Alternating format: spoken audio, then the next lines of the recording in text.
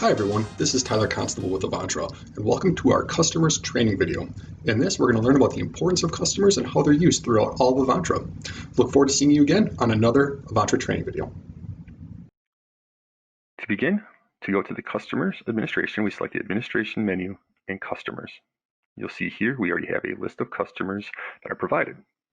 Now, customers are used in a couple different ways within Avantra, but it's important to note that customers are the base foundation of everything in Avantra. So this is how we're going to group users and how we're going to group systems and where checks are going to be built out of and where we can divide up different dashboards, so on and so forth. So while it's a very easy thing to do in Avantra, it's very, very important to have a good understanding of the purpose of these customers.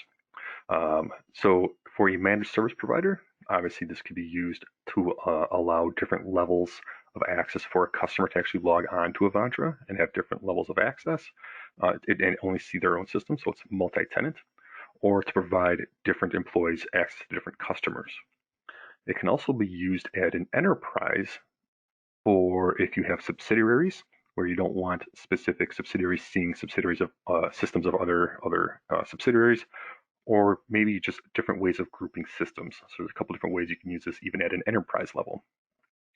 So building out a customer is extremely easy. We'll just select the new button here, and we're going to call this customer, call this Anvil 24. And we'll set create.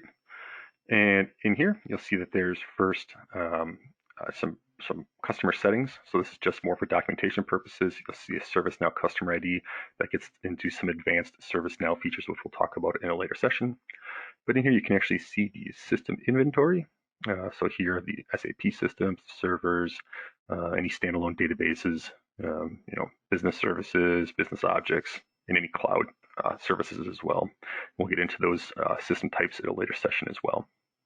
As a recap, for customers, we talked about the purpose of customers and how to create a customer.